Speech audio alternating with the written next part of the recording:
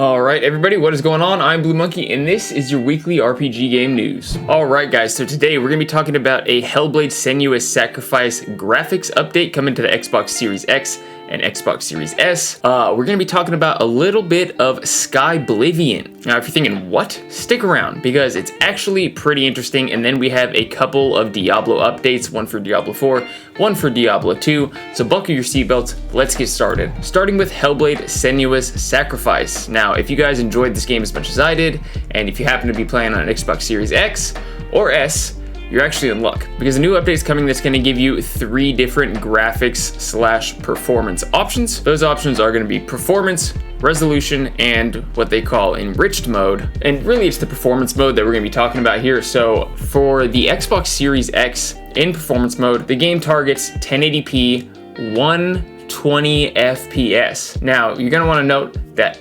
occasionally in the really busy parts of the game, it does dip below 120 FPS and very occasionally below 1080p. Again, these are in very busy moments, so it's unlikely that you're even going to notice it. And then for the Xbox Series S, you're going to be looking at 60 FPS, but still double what you were getting before. And trust me, having played this game on PC, it's a lot better. Alright, so now on to Skyblivion. Now, if you never heard of this before, and believe it or not, I actually haven't either, up until just the other day. Basically, it's a team of modders around the world that are working to recreate Oblivion within the Skyrim engine. Now, the last Elder Scrolls game that I played was Oblivion, so immediately, this is sticking out to me. Now, they released a development diary.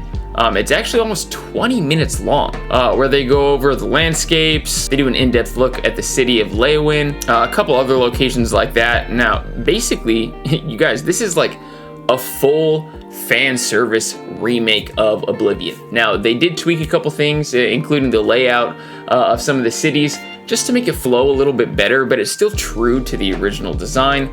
They also improve things like the AI and obviously the graphics. This, if you played Oblivion and if you want to play it again in a more modern fashion, keep your eye on this one. I'll keep you guys updated, and I'll also link that development diary in the description. It's worth checking out. Like I said, it's pretty long, but you know, it's there if you want to. Next, Diablo 4. Now we all know that Blizzard's going through some crazy stuff right now. Sexual harassment lawsuits, and yeah. So the actual game director of Diablo 4, Louis Barriga, either way, has officially left the company. The game director on Diablo 4, you guys. Now, Blizzard didn't officially release a reason for why this dude left, but I think we can probably go ahead and assume that it probably had to do something with lawsuits that are going on right now. Really unfortunate stuff, just honestly despicable to see it in an industry that's supposed to be bringing people together. But that's going to be for a totally different video, guys. What I'm concerned with is this going to affect the development timeline? Now, we don't have an official release date yet. We know it's going to be at least 2022, but Blizzard did officially come out and say, quote, "We have a deep, talented roster of developers already in place, and new leaders have been assigned where appropriate. We are confident in our ability to continue progress, deliver amazing experiences to our players, and move forward to ensure a safe, productive work environment for all." So make of that what you will, and I just want to touch on pertaining to the lawsuit. I'm going to throw down one of Alana Pierce's videos where she actually calls for people to not boycott Blizzard. And I watched it, and I think she actually has really good points. If you want to check that out, that'll also be linked down in the description. And then for Diablo 2, we got an open beta coming up.